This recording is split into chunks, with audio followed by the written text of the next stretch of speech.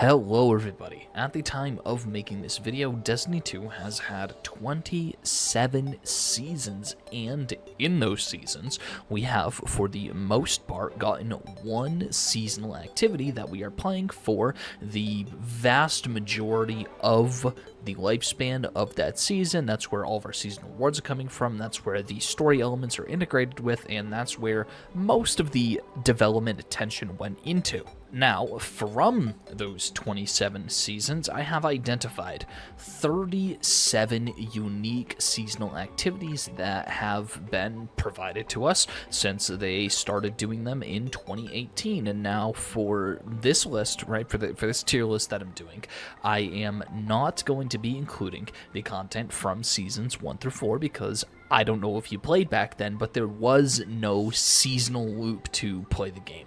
It was the old school style of, Destiny content delivery where it was all available at launch, you played through it all in a week, and then you essentially had nothing to do for the rest of the season besides maybe the holiday events that's coming in. So for this video, Season 1, the Red War, Curse of Osiris, Warmind, and the Forsaken content are not going to be included. However, we are going to be starting with Black Armory. That is our first season, Season 5, and we're going all the way up until Season 26 because in Season 27 we really don't have a seasonal activity. Now, some would say, oh, the Civ. I would call the Civ a destination activity. The Civ is similar to something like the Blind Well. It's nothing that is going to be sunset unless Kepler itself is removed from the game. We're pretty much always going to be able to get rewards from there, even if they are suboptimal, but I include the Civ in the same category that I include the Blind Well, so it's really not part of any seasonal loop. It's just kind of there. You play it if you like it, you don't play it if you don't like it. That's pretty much how I feel about that. So, from seasons 5 through 26, what are the best, what are the worst seasonal activities that we've gotten? And here we go.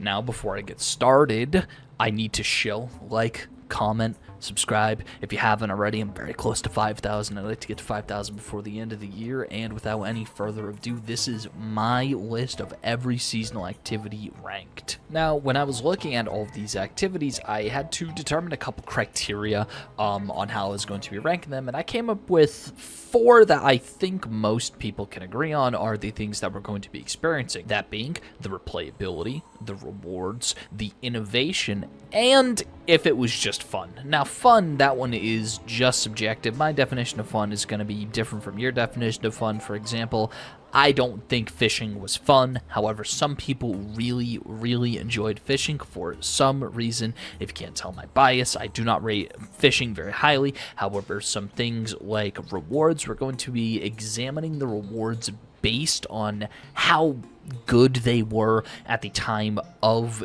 the season dropping. So, for example, something like the Sundial, the rewards at the time were really not good. Essentially, nobody used any of the guns coming from Sundial. If at any high level, when the guns came back in episode Echoes, they were significantly better, and some of them are higher tier contenders, but at the time Sundial was released in Season of the Dawn, the rewards weren't the best. Also, we're going to be looking at innovation. What I mean by innovation is, was it a unique experience? So, something like the Cabal Battlegrounds, the PsyOps Battlegrounds, the Echo Battlegrounds, practically speaking, they are all the same activity, right? At its core, all the battlegrounds are the same type of activity. That's why I reckon that they were all named the same thing, being battlegrounds. They feel pretty samey, whereas something like Riven's Lair or the Nether, those are very innovative activities in the sense that it was the first time we were getting any kind of roguelite element in Destiny 2. Same thing with the deep dives, but the deep dives, they minor roguelite elements compared to something like the Nether. And also, I'm going to be looking at replayability, that being how likely are you to sit down and play one of these seasonal activities for many hours, right? Sever, right? The Sever activity, for example. I don't consider Sever to be particularly replayable because essentially that was treated as a story element. So once you played through all of these Sever missions one time, you were really only replaying that final Sever mission if you were going to grind. If you wanted to grind for the rewards, you're really only playing that final Sever mission. Whereas something like Gambit Prime or The Reckoning were pretty much infinitely replayable. Gambit Prime because it was just an evolved version of Gambit, the better version of Gambit at the time, and The Reckoning because, not to say it was the funnest activity on the planet, but because it was unique at the time. It's pretty much, we're just looking at this at the time through some pretty rose-tinted glasses, since the majority of this content we can't play anymore. And something else to note is I was struggling to figure out whether or not I wanted to include a couple of these activities as seasonal activities, that being things like Seraph Bunkers, Interference, and Sever, because they technically are seasonal activities because they are included in the gameplay loop. You know, you played Contact until you had enough materials to go play Interference. You played Seraph Towers until you could make a key to go into the Seraph Bunker. You played Nightmare Containment until you could get enough materials to get loot from Sever. It was technically included in the seasonal gameplay loop, but it was also where the story was pushed heavily in that season, so I didn't initially want to include them, but I did choose to include those. All right, so now that I explained what my criteria are, I'm just going to start. I'm going to go right ahead. I'm not going by the order of these at the bottom. I'm going in the order that I think is most natural to tell my tale of what I think the seasonal activities ranked are. So, starting off, what I feel is genuinely the worst seasonal activity we have ever received, and I really mean this. I genuinely mean this. Fishing. Now, this isn't. It was a meme activity. We got a meme activity for some reason. We got a meme activity. That is pretty much it. You know, if we actually look at what you got from fishing, what was there to get from fishing besides just the random ass fish you can catch? There was the chance, at the exceptionally small chance, to get the pieces to be able to craft the Wicked Implement by getting access to the exotic mission by having a high enough pressure level in the deep dives. The drop chances in my experience for this were so low that I was never able to actually get all of the pieces needed to start that mission myself. I got Wicked Implement by going into a friend's lobby who just so happened to have gotten lucky and gotten all of the exotic pieces to get into that mission, and that's pretty much it. So my experience with fishing was always bad. It wasn't fun. It wasn't replayable. It was certainly innovative. We have never gotten anything like fishing before. Yeah, but besides that, I mean, in the rewards too, you were basically getting the same rewards from fishing if you were lucky that you were just gonna be getting through Salvage or Deep Dive anyway. And Salvage and Deep Dive were much more interesting activities than fishing ever were. Now, speaking of much more interesting activities than fishing ever was, we're gonna be looking at Salvage and Deep Dive.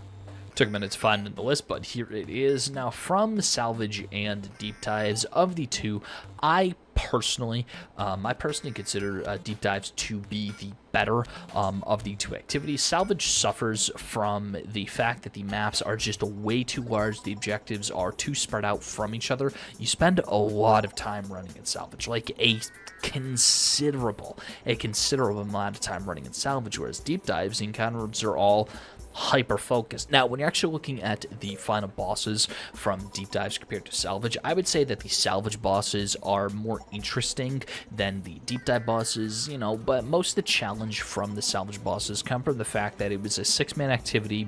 Nobody uses game chat. Essentially, nobody uses the text chat either. So, you know, coordinating to be able to kill the bosses in Salvage when you're playing with a bunch of blueberries, it definitely didn't feel very good. However, I do think that Deep Dive takes the points over Salvage because Deep Dives, to me at least, was just more fun. There was the minor roguelite elements. The objectives were always changing depending on what week they were. The loot for both deep dives and salvage, it was interesting. There was more seasonal rewards in deep dive and salvage than any other season, I believe. Fact check me in the comments if I'm wrong, but we got most of the Gambit Prime weapons back during this time, and we also had the taken variants of the Gambit Prime weapons, so I believe that was 12 in total, because it wasn't all of them. Half of the weapons were craftable, the other half weren't craftable. Some things, I do remember the return of spare rations. It wasn't good. Nobody used it because the perks sucked, but most of the items, they were usable. So that's where I would rate deep dive, salvage, and fishing season from Season of the Deep. Now, examining Seraph Bunkers, and Seraph Towers. These were interesting because I believe it was the first time that we had gotten a seasonal activity that we had to go play to earn the ability to get good rewards from another seasonal activity, right? It was the first time that a genuine loop was created. You would run the Seraph Towers events to get items to upgrade your Seraph Bunker, and then eventually your Seraph Bunkers would open. You would do a story mission, and then your Seraph Bunkers would have would turn into essentially lost sectors. You'd be able to run them once a day to guarantee yourself to get some rewards, but only if you were playing Seraph Towers. Now, the problem is Seraph Towers wasn't fun.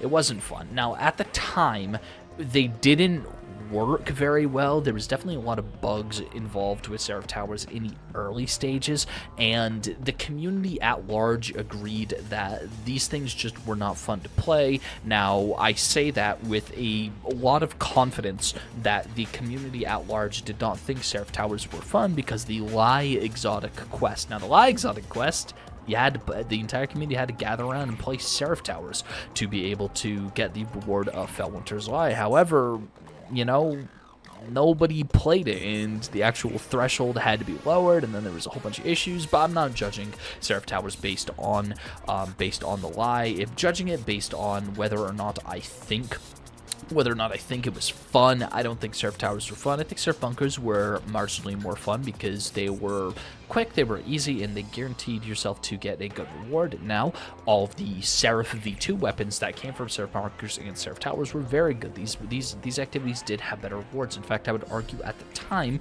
the rewards were actually better than the rewards that we were getting from Deep Dive and Salvage. However, that was pretty much just due to Warmind cells, because who are you seeing running around with those Seraph V2 weapons nowadays? That is a little bit of hindsight 2020, but the rewards at the time were the best that you could get. Pretty much everything was best in slot at the time. Now, are they innovative? I mean, Seraph Towers was essentially an evolved version of Escalation Protocol, and Seraph Bunkers were pretty much just lost sectors. Were they better at the time than what is already on our list, Salvage and Deep Dives? No, but I do think that Seraph Bunkers were actually better than Seraph Towers. Now, it's just whether or not I want to rank Seraph Towers on the same level as something like fishing. I can't convince myself to do that because I never wanted to rip my eyes out when I was playing Seraph Towers. I wanted to rip my eyes out when I was playing fishing on several occasions.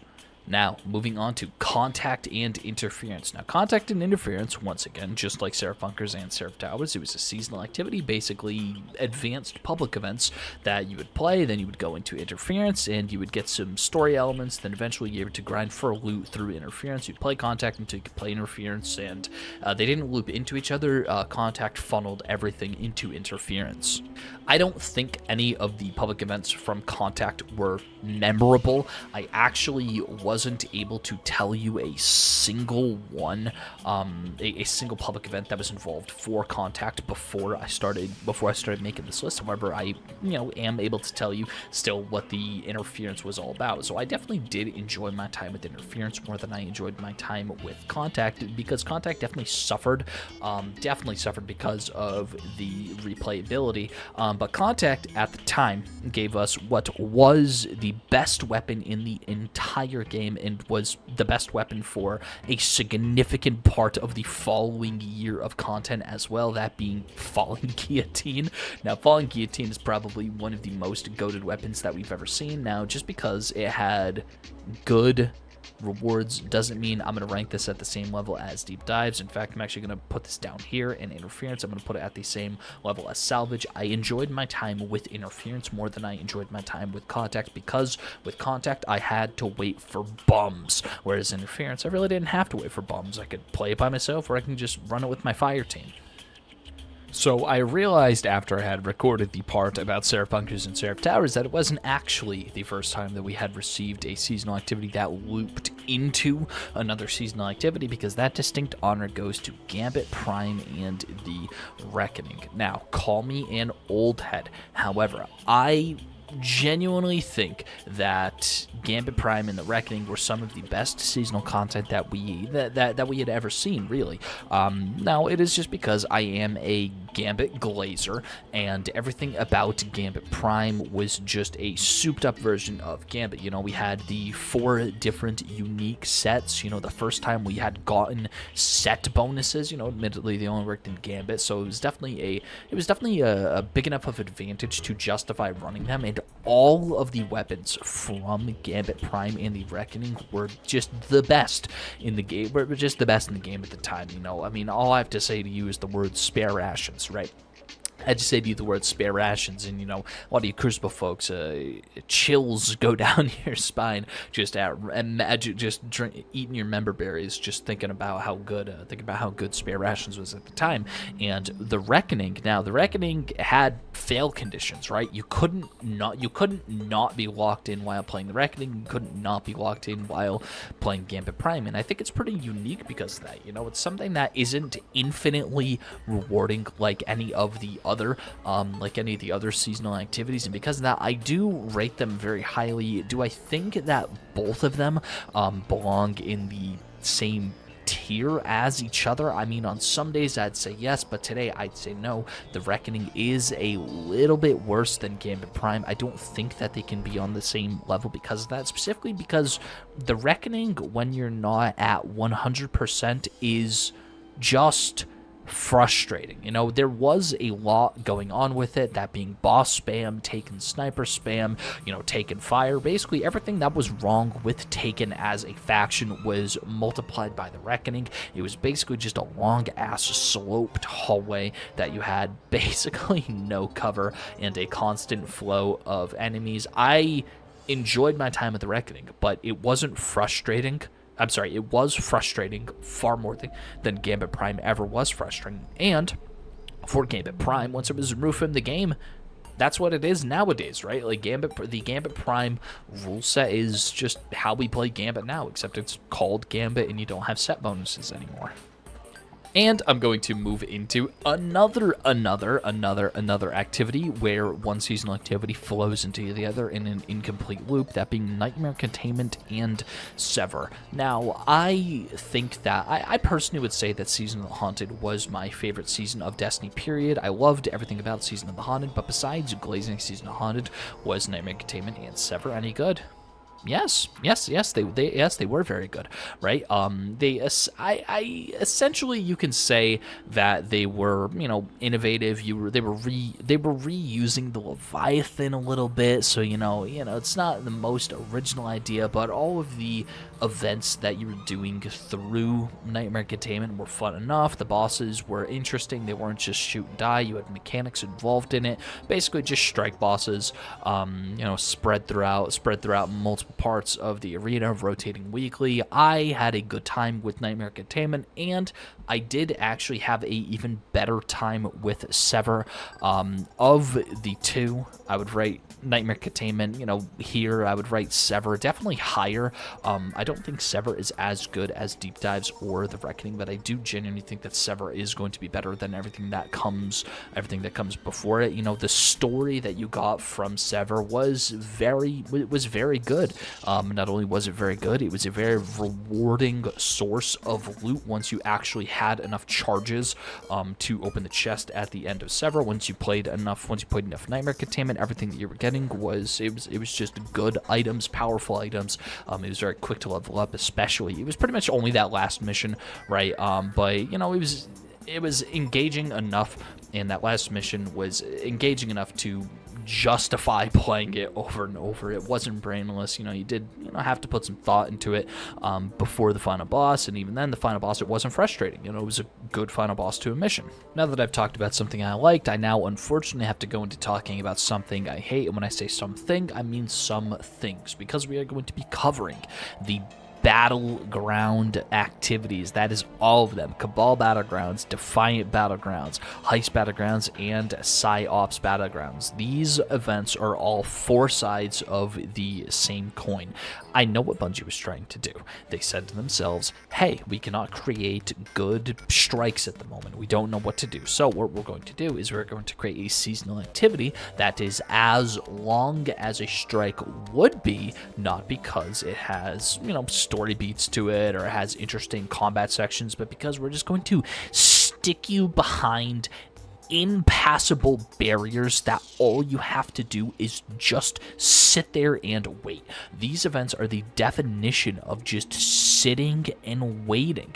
Now, I can't say I had fun playing any of the battlegrounds. I mean, Heist Battlegrounds were essentially the extent of where Heist Battlegrounds were basically the peak of where I think I had the most fun with, this category of activities. But, my blood kind of boils a little bit when I think about it, because it was just genuinely wasted time. I'm not a game developer. Not to say I could have done better, but I feel that I could have created something better for all of these seasons, where that's not something I can confidently say for any of the other seasons. Now, are they worse than fishing? No, fishing is still the worst seasonal activity. It's still the worst seasonal activity, period. And, I kind of kick on myself for including it so early, because, nothing is going to go lower than it. But, despite my problems, right, with Contact, Seraph Bunkers, and Seraph Towers, I did still actually want to play them at one point. The first time I ran through Battlegrounds, the only time Battlegrounds were actually, a little bit interesting were Cabal Battlegrounds during Season of the Chosen when they were first introduced. After that, it went downhill very, very, very quickly. And I hate the fact that these things made it into the Vanguard playlist. It just, Jesus Christ, like sunk cost fallacy much. But I'm not even going to cover the other categories just because I do hate these battlegrounds. But you got to think, even if you want to think for a second about the rewards, nothing memorable comes from any of these activities. I mean, maybe besides Extraordinary Rendition, whatever the SMG was from Cabal Battlegrounds, that thing had Rampage on it. It was pretty good in that season, but besides that, nothing else that you were getting from Defiant Battlegrounds, Heist Battlegrounds, or PsyOps Battlegrounds, I feel are worthwhile because I can't remember them. Now, I do have dementia, so maybe that does. Anyway, now that I have ranted and raved enough about activities that I don't like, I'm gonna continue ranting and raving about activities that I don't like. And what better way to start is Pirate Season, Expedition, and Ketchcrash. Now, of the two, Ketchcrash was much better than Expedition. In fact, I'd even argue that Ketchcrash is, on the same level as Salvage or Nightmare Containment was, because Ketchcrash, it was a unique activity. It was a pain in the ass to play sometimes because you had to rely on, strangers having brain power. But Expedition has a lot of the same problems that the Battlegrounds have. It is just sitting around and waiting. It was very, very condensed. It was in places we had already gone before. I hated the pirate theme. That they were going for that season. None of the weapons were interesting. And the more I talk about it, the more I drop Ketchcrash. I'm going to drop Ketchcrash down to C tier. But Ketchcrash is definitely better than all these things that came before. But Expedition is definitely worse than all of these things that are going to come after it. But Ketchcrash, I think it definitely takes the cake compared to Expedition. Not because of anything interesting with the map or with the loot room. The setting. The setting basically carries. If it wasn't on a catch, if it wasn't like an actual honest to God pirate fantasy where you're boarding an enemy ship and then killing its captain and taking it over yourself, I think I would definitely rate this lower. I had fun with Catch Crash. I just hated the pirate theme, and I thought it took too long compared to the actual rewards that you got. So I just genuinely can't rate it any higher than it already is. And now we're going to look at some of our roguelite based activities, right? We're going to look at our roguelite based activities. I've rated Deep Dive very highly, and I'm also going to rate the Coil. I'm gonna rate the Coil pretty highly. It was more interesting than Deep Dives or the Reckoning ever were. Specifically just because of the roguelite elements. Because of the roguelite elements, you can make pretty powerful builds in the Coil depending on how you wanted to play. And I did thoroughly enjoy my time with the Coil. The loot, it wasn't the best on the planet, but because it was very replayable, it was very innovative, and I had a lot of fun while playing it. I'm gonna be rating it. I'm gonna be rating it relatively high. So what else came with this season? We had Riven's Lair as well. Now, Riven's Lair was the story element. You'd play the Coil to get currency to then go into Riven's Lair. Riven's Lair was essentially just like a Walmart version. Of the Coil. I understand the purpose of Riven's Lair. I just don't think in execution it was very replayable. It was obvious all of the energy went into the Coil, and because Riven's Lair and the Coil, they share the same loot pool, and the Coil, in my opinion, is just going to be a better activity. I'm gonna have to rate Riven's Lair as a B tier activity. Up next, I decided to go for Astral Alignment and the Shattered Realm. Now, this season had the unique distinction of being, at the time, the longest season in Destiny history because of the delay of the Witch Queen by many, many months. This season of the Lost, it was, what was it, like 6.5 months long, almost 7 months long. And Astral Alignment was not the carry. It did not have the carry factor. Neither did Shattered Realm, but I can't knock points from these activities just because the season was 6 months long due to the DLC getting delayed. However, I didn't replay them for 6 months. I really didn't replay these activities for 6 months. Now, Shattered Realm, I did think that Shattered Realm was better. It was better than Astral Alignment. I had a little bit more fun with it just because of all of these secrets that were to be discovered in Shattered Realm. But the thing is, obviously, it was very secret based. Once you discovered all of those secrets, what did you have besides a slower version of Astral Alignment? Astral Alignment was definitely more epic than Shattered Realm. Lay epic. But where to rate these? These were ones that I struggled before recording this, thinking of where I actually wanted to rate them, because they're pretty much in my mind at the same level. I like them more than Seraph Bunkers and Seraph Towers, and I definitely like it more than Catch Crash, so I'm gonna rate them in C tier. But I can't confidently say that Astral Alignment is better enough than Shattered Realm. They each have their own unique strengths. Astral Alignment, it was a better activity where you're going to have more fun in, and Shattered Realm was a slower experience where, if you take your time to discover all the secrets, you're gonna get, a decent level of rewards. A lot of lore was involved in the Shattered Realm, and I definitely did appreciate that. But compared to everything after it, Alright, up next we're going to be talking about the Nether and the Court of Blades, and the Nether, I feel, is a worse version of the Coil because it is annoying. It is annoying to play. I know they tried to do a certain gimmick with the regenerating health, but I don't know if the developers noticed this when playtesting.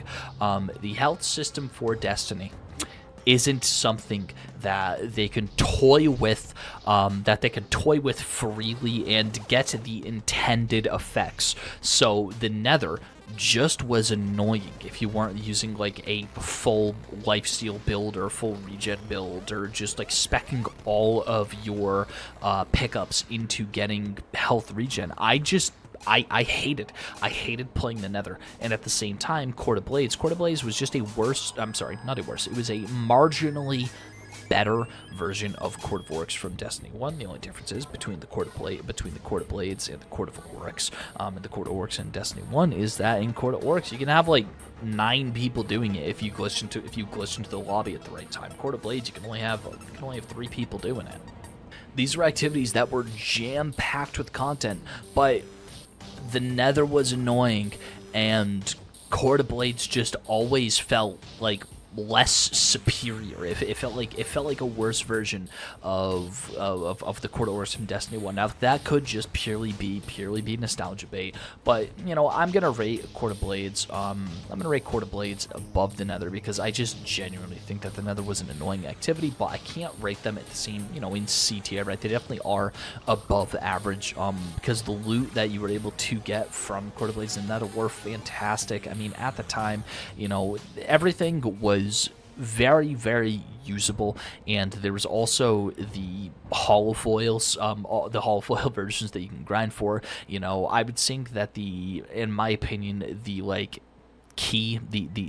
keystone item that you're going to be getting was adamantite. If you can get that with the holofoil, with Circle of Life or Reciprocity or whatever the perk was, right? It had a lot of the healing auto rifle, very, very good. One of my favorite weapons, in the game currently, for, you know, any high-end content where I'm playing with people who I don't trust, pretty much. Now, you may be saying to yourself right now, or you may have been saying to yourself 6 minutes ago when I was talking about it, hey, wait a second, there's another Battlegrounds activity that you didn't put in with all the rest of them, that being Battleground Echoes. Now, Battleground Echoes, yeah, everything I said about Cabal Battlegrounds, all of them, it applies to Battleground Echoes. Battleground Echoes were the same as everything else. However, the only reason why I didn't talk about Battleground Echoes at the time is because Battleground Echoes directly translates to Breach Executable and Enigma Protocol. Now, Breach Executable and Enigma Protocol, they both have their own issues. Enigma Protocol, specifically because of the issues with timing, I just felt that this was annoying more often than not to play, whereas Breach Executable, I did have a little bit more fun with than Enigma Protocol. It took a bit too long for me to consider seriously grinding Breach Executable. I think of all of the seasonal activities, the Battleground Echoes content, outside of like the exotic mission, right? I'd say that they were some of my least played seasonal activities, but Breach Executable and Enigma Protocol, I mean, they're fine, right? You know, if I just think of it in terms of this, right, they're better than Seraph Bunkers and they're better than Seraph Towers. That's pretty much where I'm landing, but they still are what I would describe to be as below average activities. Now, besides Expedition, and Seraph Bunkers, I mean, you could, on any particular day, you can get me to switch the position of any of these other activities in C tier. That's just how I feel about it. All of the Echoes items, they just sucked. I mean, the only thing that was even remotely worthwhile using was the Stasis Grenade Launcher that was an area denial frame. I mean, but even then, you know, you just get to the certain level where you can craft it, and then you never have to play Breach Executable or Enigma Protocol ever again. You know, there were some story elements that ran through Enigma Protocol, Breach Executable, and Battleground Echoes, but, like, the story from Echoes was really just take it or leave it, and I'm gonna leave. I mean, I just hate the character Maya Sundaresh. I just genuinely think they just are not doing a good job. They're just not doing a good job right now as it directly relates to that character, and that kind of bleeds into Season 27 currently. But, you know, story beats aside, we're not rating these by a story, we're rating it by innovative, if it's fun, if the loot is good, and if it's replayable. For those categories, I do think these are all going to be below average activities. Alright, up next we're going to be talking about the Altar of Summoning and Savathun's Spire from Season of the Witch, that being Altar Summoning, Savathun's Spire, and I was tempted to include the Embargo Engine, but the Embargo Engine really is just like a one-off story mission, so, you know, even though, like, Sever, right? Sever, you play Sever throughout the entire season, whereas the Embargo Engine you played twice. You played it once to, you know, end the story, and you played it another time to do the epilogue to the story once you solved the Embargo Engine puzzle, or if you looked up the esoteric video, solving the Embargo Engine for you. Now, of these two, I liked Altar of Summoning. I really did like it. It was something that was just infinitely replayable. The only thing that was a bit of a pain in the ass about Altar of Summoning is that if somebody left mid-session, you just couldn't find anybody else to fill that spot. Whereas Savathûn Spire, I think Savathûn Spire is definitely, it's worse than Altar of Summoning, but it's like it's not worse by enough. I just think it's too long of an activity, right? The loot that we did get from the season, I mean, it wasn't bad. It wasn't particularly good either. Altar Summoning and Savathûn. I mean, I'd say Altar Summoning is more innovative than Savathûn Spire because we've never seen like a genuinely infinitely repeatable activity that you don't have to leave. You know, it kind of gives what the Menagerie would be if you didn't have to leave the Menagerie, right, to, you know, finish, right, to actually finish the session that you're in. I just think that Savathûn Spire is below average, and I think that Altar Summoning is, I just think it's above average. Moving on to Vex, Override, and Expunge. Now, I do have a little bit of personal bias when it comes to Vex, Override, and Expunge. I did spend quite a lot of time in both of these activities. You know, this is when I got more into the game than I pretty much ever was outside of seasonal content. So, you know, I'm kind of am looking at these with some rose-tinted glasses. Vex Override, its main issue was that the environments that you were in, they weren't the best, and Expunge, it was pretty much just a story mission, the same as Sever. I would say that Vex Override was above average, and Expunge was below average. That's how I'm gonna be rating these. The loot that you did get from Season of the Splicer, it was good. You know, Chroma Rush was goated. I can't remember the name of the pulse rifle or the sidearm, but both were very, very good weapons. The Slug Shotgun that you got for the season, people didn't like it. I enjoyed it. I thought it was an okay shotgun, not to use in Crucible. The sight sucked, so, you know, if you use it in Crucible, you know, shame on you. But, you know, pretty much in every other part of the game, right? I was enjoying all of the loot getting from the Season of the Splicer. Expunge was marginally less replayable than Vex Override because, in my opinion, you know, Expunge being the primary story pushing event, you know, once you did it, you did it. But it wasn't the same as something like a Sever was, whereas there was just one mission that you would just replay over and over and over. You know, pretty much most of your time spent in the season was playing Vex Override. So, you know, that's how I feel. Expunge is below average, Vex Override is above average, and that's kind of, you know, the theme. That's kind of the theme that we have going on with a lot of these seasons that gave us 2 or 3 seasonal activities. You know, you got one that was below average, and you got one that was above average. All right, up next, Onslaught Salvation and Tomb of Elders. Now, Tomb of Elders, I didn't play a lot of Tomb of Elders. I think I maybe did 20 total runs of Tomb of Elders. Genuinely not a lot. I did even less of Onslaught Salvation, just for full clarity.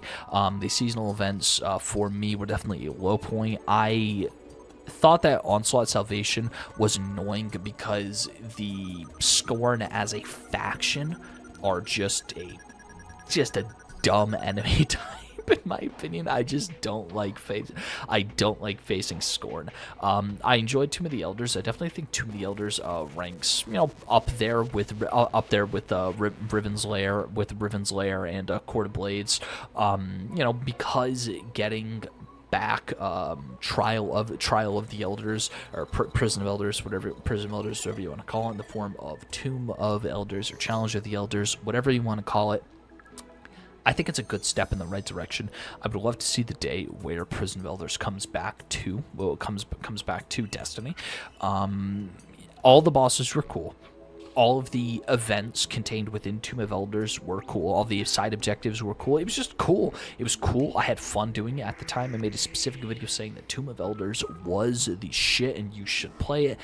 I didn't actually end up playing a lot of it, just because that season, not to say I didn't play a lot of it, but it was my least played of the 3 seasons during Final Shape. That was Revenant. Once the story was done and we killed Farco, I pretty much just put it down. Yeah, so I do think Tomb of Elders was above average, and I think that the Onslaught Salvation was something that's going to be below average, but it's like the same level as like Savathûn Spire was. Like, I'm not saying it's like bad, I'm just saying is like we've had better, and because I think Scorn Ardnoig.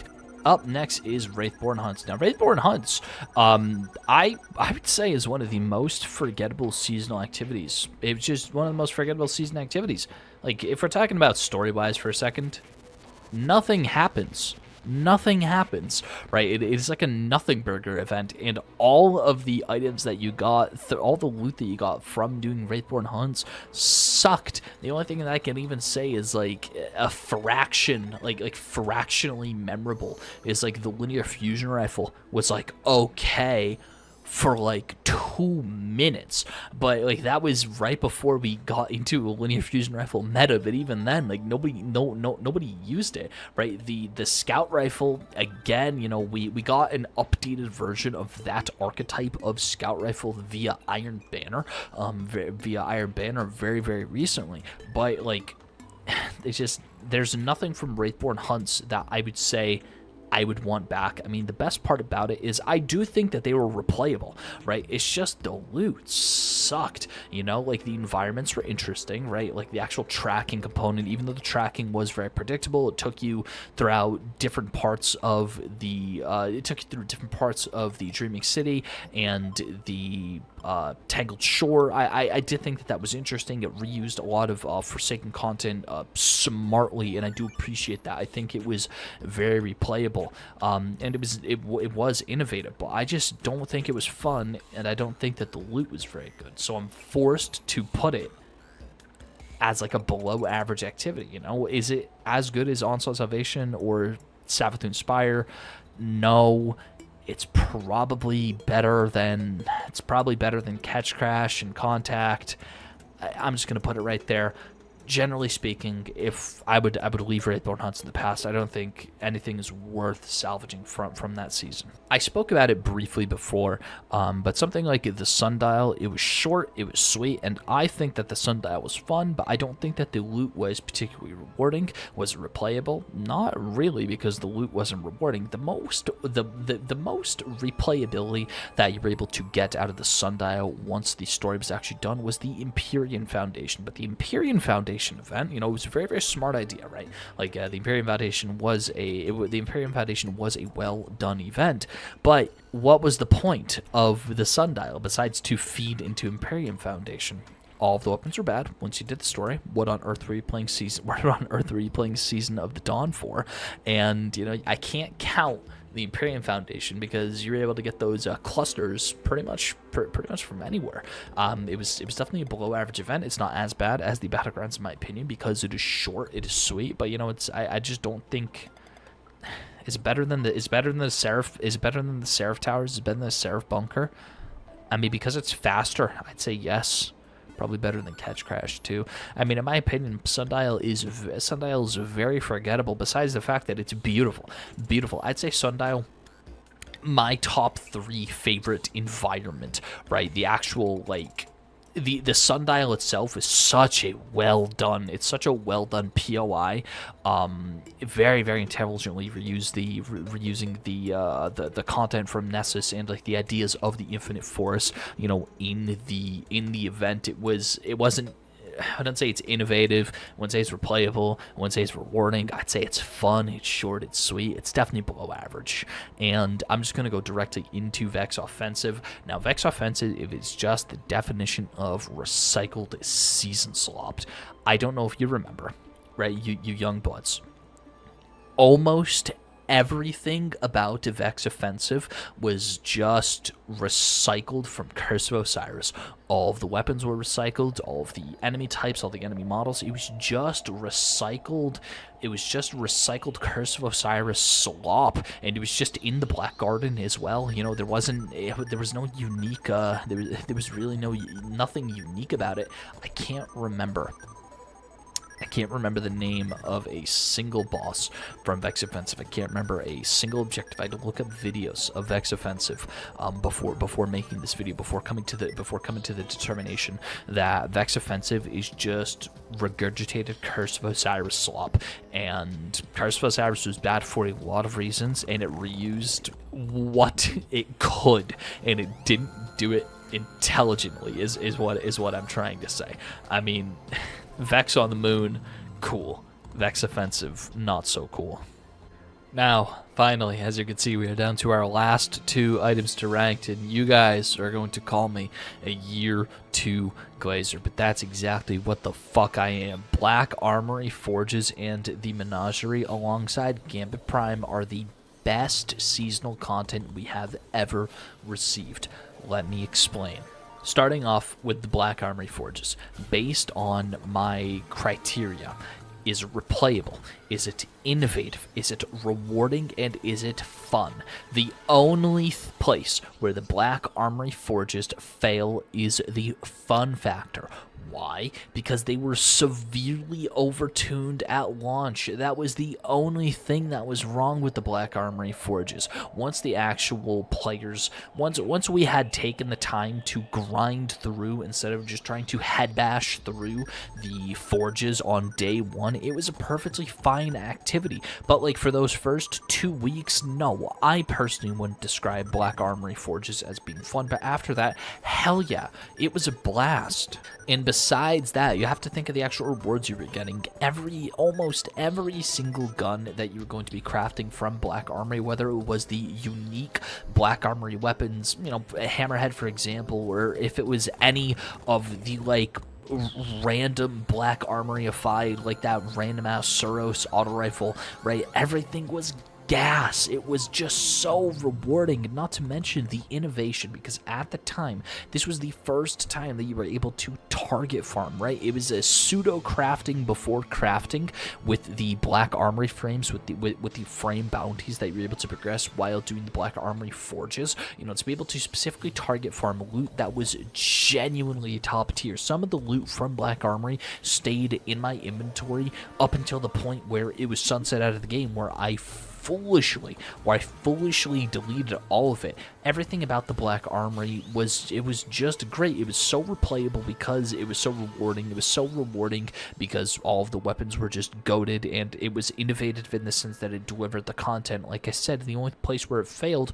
was those first 2 weeks. It wasn't fun, and God forbid you get stuck with a random who's just hopping on the game for the first time, hopping straight into the seasonal activity because they still really didn't fix the power scaling, even up until the end of the season. That's just because of, you know, the way the old power system did scaling back then. Black Armory genuinely heat, and I was so close to not including it in this video because Black Armory and the Forges would have stayed in the game throughout the entire cycle of Destiny if it was not sunset. It technically isn't a seasonal activity, but because it was sunset, right, I had to include it in with this video. It was just the seasonal content delivery and you just did it through the Forges.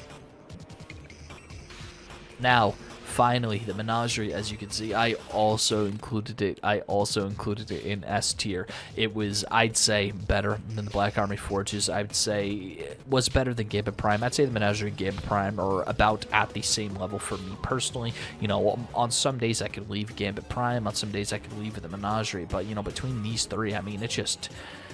they all go so forward. Now, but the Menagerie in particular, right, the only thing that I think the Menagerie suffered from was innovation. You know, you could say that, oh, it was the first gauntlet style activity. The encounters, you know, changed every single time. There was some element of randomness to it, but, you know, it was innovative in the sense that, you know, there was the chalice where you're able to target farm, you're able to upgrade the chalice. You know, there was I had to say a right way and a wrong way to upgrade the chalice. I fortunately did all the correct upgrades during the first few weeks of the Menagerie, where I was able to get more chalice crowns to upgrade my chalice faster. So I thought that was a little bit cool, but it was a bit poor poorly explained. The Menagerie, it was so replayable. You could target farm the best items in the entire game. Beloved, Awstringer, Fixed Odds, you know, all the other weapons that were included in it. I'm just glazing.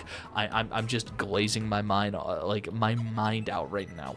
It was so obvious that Bungie suffered from losing the third-party studio help when they were developing when the season content was being developed for year 2. You know, year 2 going into year 3. Year 3 saw some of the worst slop that we had ever gotten. Going from the Menagerie to Vex Offensive. Are you shitting me? Like, the worst part about the split from Activision, I'd say, is the fact that we lost years. We lost years like Forsaken. We lost seasons like Black Armory, like Season of Opulence, like Joker's Wild. It was just insane. Now, this is the list. This is my list on every single Destiny 2 season activity ranked, and you'll see a trend. There's not a lot of seasonal activities that I genuinely would say are good. In fact, even as I'm looking at this list, I want to drop Deep Dives down. I don't think Deep Dives are as good as The Reckoning. I don't think Deep Dives are as good as The Coil. But I think Deep Dives is, you know, there with Riven's Lair and it's there with Tomb of Elders in terms of if I think it's fun or not. But this is the list. They have missed, Bungie has missed so often with seasonal activities. I just really don't trust them. I just don't trust them to make a good seasonal activity. There's more seasonal activities that I would consider to be bad than I would consider to be good if you were to just give me a binary thumbs up and thumbs down, but it's a bit more nuanced than that. And if you, my dear viewer, and hopefully dear random viewers who are just coming here to shit on me for the most haram list you've ever seen in your entire life, welcome. Leave a comment down below. Let me know what you think. In the description below, I am going to include this tier list. I'm going to include this tier maker. It'll be, you know, I made it all nice and neat for you, very visible, good visuals. So I put a lot of work into making the tier maker. Probably more thought than I put into actually editing this video later on. But besides that, I would like to thank each and every single one of you for watching. If you enjoyed, please like, subscribe if you can. Like I said before, I'm very close to 5,000 subs. I'd like to get there before the end of the year. And besides that, have a great day.